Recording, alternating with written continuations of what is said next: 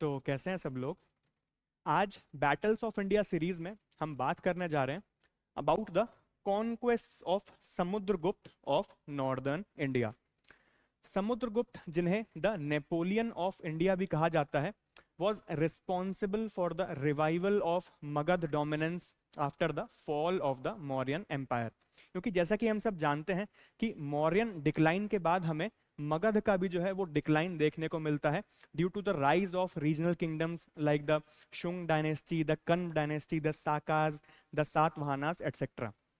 हालांकि जब गुप्त एम्पायर आया and specially under the rule of Samudragupta, हमें एक बार फिर से राइज देखने को मिलता है मगध प्रोविंस का, बिकॉज एक बार फिर से most of the part of the Indian subcontinent was under one centralised rule under the Gupta empire. हालांकि जो एक्सटेंट था वो मौर्यन एम्पायर जितना नहीं था, बट फिर भी इस एज को जो है because of its economic prosperity, it's trade, its culture, हम एक गोल्डन एज जो है वो कंसीडर करते हैं एंशियंट हिस्ट्री की। तो समुद्रगुप्त ने जो है एक मेजर रोल निभाया था इस गोल्डन एज में अपने military expansions and art and culture की वजह से। तो आज की क्लास में हम बात करेंगे कि कैसा उनका मिलिट्री एक्सपेंशन हमें देखने को मिलता है नॉर्थ इंडियन रीजन में। इसको जो है हम द आर्यव्रत कॉन्क्वेस्ट भी कहते हैं क्योंकि ये नॉर्थ के अंडर सेंट्रलाइज था। इसके अलावा हमें इनका एक और कैंपेन देखने को मिलता है द दक्षिण पंथ कॉन्क्वेस्ट, जो कि साउथ के अंदर हमें सेंट्रलाइज देखने को मिलता है। उसके बारे में हम अगली क्लास में जो है वो डिस्कस करेंगे। फिलहाल यहां पर आगे बढ़ते हैं। King Samudragupta, who ruled from 335 to 380 CE, the second Gupta emperor, aimed at political unification of India through conquest। जैसा कि हमने बात की कि एक डिक्लाइन का दौर हमें देखने को मिला मगध प्रोविंस का, उसको जो है समुद्रगुप्त ने चाहा कि एक बार फिर से मगध का जो रीजन है उसका हमें अपसर्जेंस देखने को मिले और political unification under one centralised rule जो है वो चाहते थे। इस वजह से उन्होंने अपने कॉन्क्वेस्ट जो है वो निकाले थे। His northern campaign, also known as the Aryavrat campaign, targeted independent rulers of the Ganga Yamuna plains and the adjoining regions। जैसा कि हम देख सकते हैं यहाँ पे गुप्ता एम्पायर का मैप हमें देखने को मिलता है एट इट्स पीक। तो शुरुआत के अंदर under the rule of Chandragupta the first हमें सिर्फ मगध का जो इलाका है वो देखने को मिलता है, बट समुद्रगुप्त के रूल के दौरान हमें नॉर्थ के इलाके देखने को मिलते हैं। गुप्ता एम्पायर के अंदर कुछ पार्ट्स हमें साउथ के भी जो हैं वो देखने को मिलते हैं। जो ये पार्ट है गुजरात एंड ऑल का, यहाँ पे हमें चंद्रगुप्त द सेकंड विक्रमादित्य के कॉन्क्वेस्ट के बाद ये पार्ट्स जो हैं वो एडेड दिखते हैं। उनके बारे में जो है डिटेल के अंदर अगली क्लासेस में हम बात करेंगे about king Chandragupta the second Vikramaditya. फिलहाल यहाँ पे आगे बढ़ते हैं। अकॉर्डिंग टू द प्रयाग प्रहस्ती, जो कि हमें एक पिलर इंस्क्रिप्शन देखने को मिलता है इलाहाबाद के अंदर। जो पिलर है हालांकि सम्राट अशोक ने बनवाया था, बट उसके ऊपर जो इंस्क्रिप्शंस हैं हमें देखने को मिलते हैं वो समुद्रगुप्त के नॉर्थ के कॉन्क्वेस्ट जो हैं वो दर्शाते हैं। और वो इंस्क्रिप्शंस करवाए थे हरिसेन नाम के उनके कोर्ट के मिनिस्टर ने।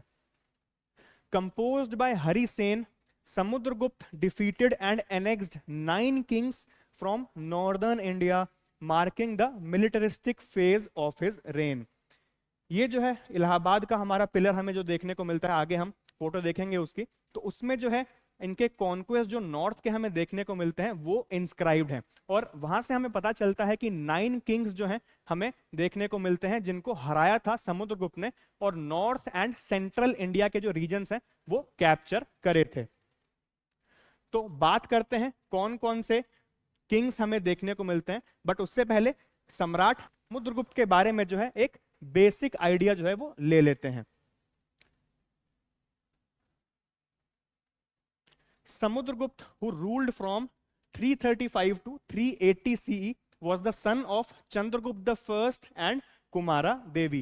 He was also known as Kaviraj because he was a poet and patron of art। एक कवि भी थे सम्राट समुद्रगुप्त, और आर्ट एंड कल्चर में जो है बहुत ज्यादा रुझान हमें इनका देखने को मिलता है।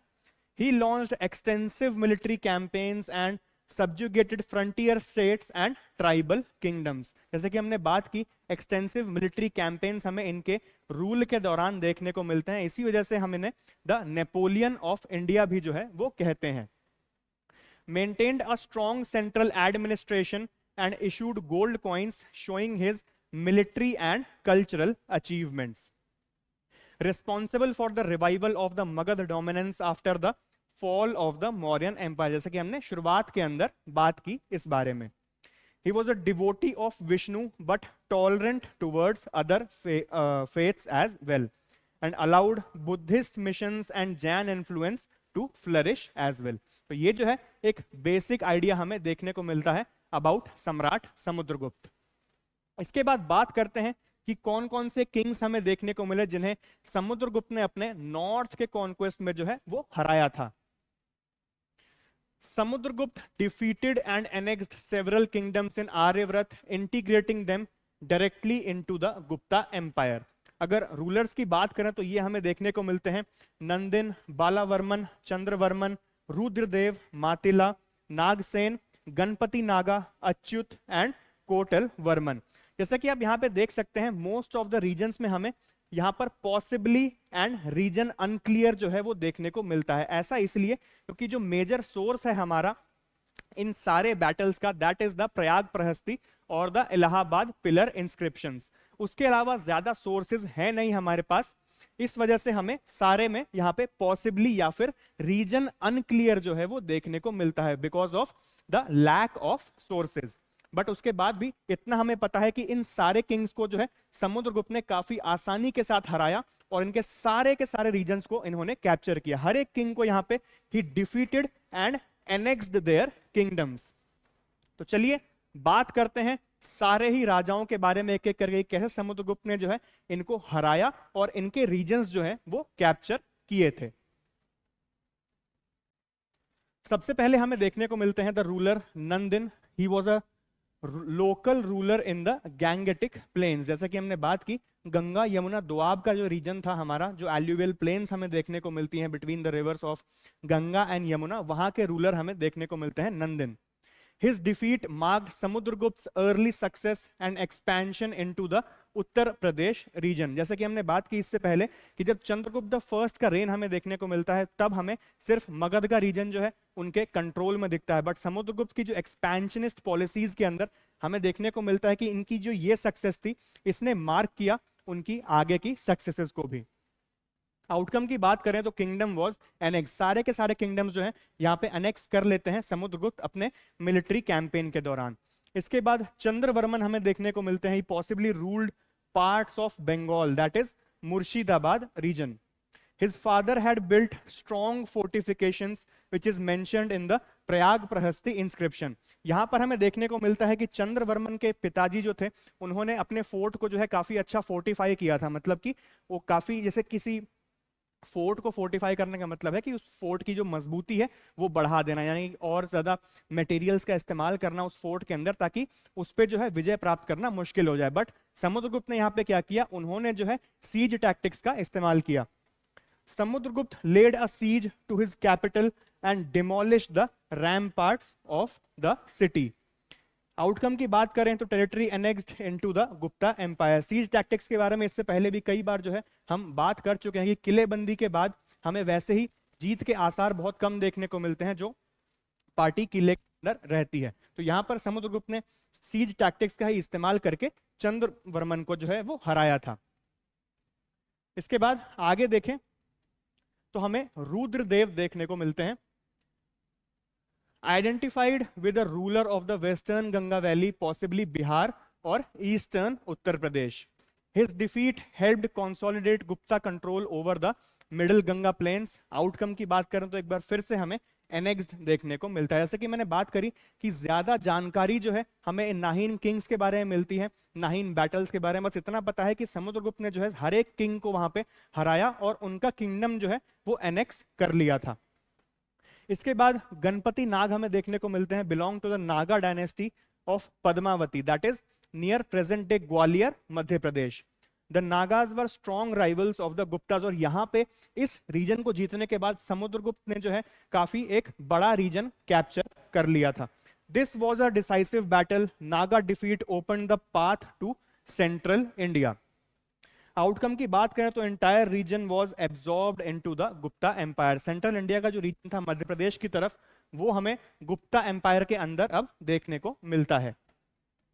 इसके बाद नागसेन हमें देखने को मिलते हैं, likely ruled over the Malwa plateau, present day western Madhya Pradesh, controlled a key trade corridor, his defeat helped Gupta dominance reach Ujjain and central India. यहां पे नागसेन को हराने के बाद उज्जैन का जो एक बहुत इंपॉर्टेंट रीजन हमें देखने को मिलता है वो अब कैप्चर कर लिया था समुद्रगुप्त ने। आउटकम एक बार फिर से टेरिटरी वाज एनेक्स्ड। इसके बाद अच्युत हमें देखने को मिलते हैं, possibly ruled parts of eastern UP और Bihar, limited records but considered a smaller principality. Outcome की बात करें तो एक बार फिर से defeated and integrated into the empire. यहां पे इनका ज्यादा हमें मेंशन देखने को मिलता नहीं, ना ही पिलर पर ना ही कहीं और, बट एक छोटा रीजन जो है ये रूल कर रहे थे किंग अच्युत, और इनको काफी आसानी से जो है समुद्रगुप्त ने हरा दिया था। इसके बाद आगे देखते हैं, हमें देखने को मिलते हैं Balavarman, uncertain location, some scholars associate him with north eastern India और the Magadha region. Samudragupta battle with him likely helped consolidate control over eastern Bihar. Again outcome की बात करें तो किंगडम वाज एनेक्स्ड। मगध के अंदर एक छोटा सा राज्य जो है चलाते थे बालावर्मन, और मगध के अंदर आप समुद्रगुप्त के रेन के अंदर आप अपना राज्य जो है वो कैसे चला सकते हैं, इसलिए समुद्रगुप्त ने जो है इनका रीजन भी एनेक्स कर लिया, और अब पूरे के पूरे मगध रीजन पर including the parts of central India as well अब समुद्रगुप्त के रूल के अंदर आ चुके थे। इसके बाद कोटल वर्मन हमें देखने को मिलते हैं, he may have been a small ruler in the eastern Gangetic region. His defeat gave Samudragupta access to coastal trade routes via Bengal. Bengal के रीजन में हमें देखने को मिलते हैं कोटल वर्मन एक छोटे रूलर, और यहाँ पे इनको हराने के बाद जो है इनका कोस्टल ट्रेड का रूट जो है वो खुल गया था। Outcome again incorporated into the empire, मतलब एनेक्स कर लिया गया था। इसके बाद मटीला नाम के हमें किंग देखने को मिलते हैं, probably ruled parts of north and central India. Again he was defeated in battle and his region was annex. जैसा कि हमने देखा सारे के सारे किंग्स को काफी आसानी से समुद्रगुप्त ने जो है हरा दिया था, इसीलिए इनको जो है नेपोलियन ऑफ इंडिया की जो है वो उपाधि भी दी गई है। नॉर्थ के अलावा साउथ के भी उनके काफी कुछ यादगार कैंपेन्स हमें देखने को मिलते हैं, उनके बारे में अगली क्लास के अंदर जो है हम डिटेल के अंदर बात करेंगे। फिलहाल यहाँ पे आगे देखते हैं कि कैसा वॉरफेयर हमें इन बैटल्स के दौरान देखने को मिला। Battles involved well-organized military campaigns, cavalry, infantry, and the most important at that time, the war elephants. इससे पहले जब चंद्रगुप्त मौर्य और सम्राट अशोक एक्सेट्रा के बारे में हम बात कर रहे थे, उससे पहले नंद वंश के बारे में भी हमने बात की कि वहां पे हमने देखा कि वॉर एलिफेंट्स का जो है कितना ज्यादा इंपॉर्टेंस हमें एंशियंट टाइम पीरियड के अंदर देखने को मिलता है। और यहाँ पर समुद्रगुप्त ने भी war elephants and siege tactics का जहां जहां जरूरत पड़ी वहां वहां अच्छे से उन्होंने इस्तेमाल किया। Samudragupta is portrayed as a conqueror who used force only when necessary, but also showed diplomacy with other rulers, especially in the south and the frontiers. इसके बारे में जो है डिटेल के अंदर हम अगली क्लास में बात करेंगे, साउथ और फ्रंटियर रीजन्स पे हमें उनकी कैसे युद्ध और डिप्लोमेसी देखने को मिली थी। इसके बाद reasons for success of Samudragupta की बात करें तो मिलिट्री जीनियस थे वो, इसी वजह से उनका नाम जो है नेपोलियन ऑफ इंडिया पड़ा। और सबसे पहले ये नाम जो है एक आयरिश हिस्टोरियन V.A. स्मिथ ने जो है इनको दिया था। Strong central army with excellent cavalry and strategic planning, use of political alliance in addition to warfare, and Prayag Prashasti glorifies his might likening his conquest to a conflagration consuming dry grass. conflagration consuming dry grass का मतलब है कि जैसे एक आग जो है सूखी घास को पकड़कर एक वाइल्ड फायर में तब्दील हो जाती है, वही हमें देखने को मिलता है कि समुद्रगुप्त को जो है एक आग हम मान सकते हैं, और जो भी किंगडम्स थे वो ड्राई ग्रास थे। तो समुद्रगुप्त के कॉन्क्वेस्ट हमें देखने को मिलते हैं जैसे कि एक आग जो है हमें एक वाइल्ड फायर का रूप कैसे देखने को मिला, वही हमें यहाँ पे देखने को मिलता है। इसके बाद आगे बढ़े तो हमें इंटीग्रेशन टैक्टिक्स देखने को मिलती हैं समुद्रगुप्त की तरफ से। In the north many areas were annexed and directly ruled, जैसा कि सारे किंगडम्स को जो है जीतकर अपने गुप्त एम्पायर में जो है उन्होंने मिला लिया था।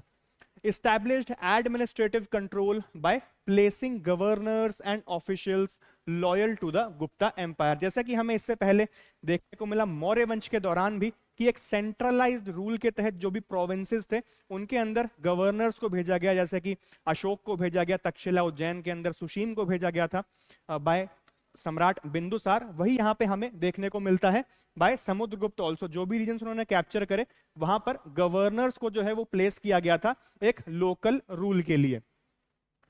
Helped spread Gupta culture, Sanskrit language and Brahmanical religion, क्योंकि ब्राह्मणवादी थे काफी समुद्रगुप्त, तो उसको जो है आगे बढ़ाने के लिए उन्होंने काफी काम किया था अपने एरिया में।